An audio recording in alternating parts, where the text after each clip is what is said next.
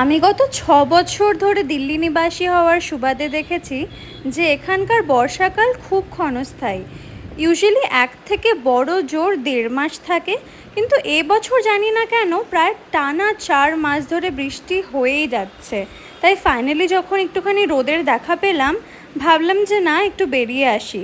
তার উপরে ছিল উইকেন্ড, তাই চলে গিয়েছিলাম বাড়ির খুব কাছের একটি ক্রকারি মার্কেটে। এটি খুব ছোট্ট একটি মার্কেট, নাম হচ্ছে হজরানি। দু একটা জিনিস পছন্দও করেছিলাম, কিন্তু দাম এত বেশি বললো যে ভাবলাম যে বাবা থাক, এখন নেব না, পরে দেখা যাবে। আর একটু মাছ বাজারও করার ছিল, তাই চলে গেলাম সিআর পার্কের দিকে।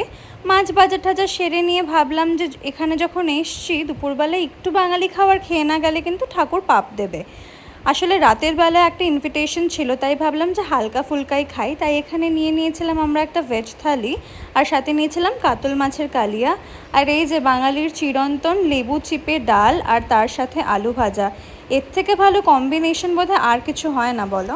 আর এই যে এখানে সেই কাতল মাছের কালিয়াটা। আমার তো কাতল মাছ খুব পছন্দের। তোমাদের কেমন লাগে কাতল মাছ? কমেন্টে জানাতে ভুলো না।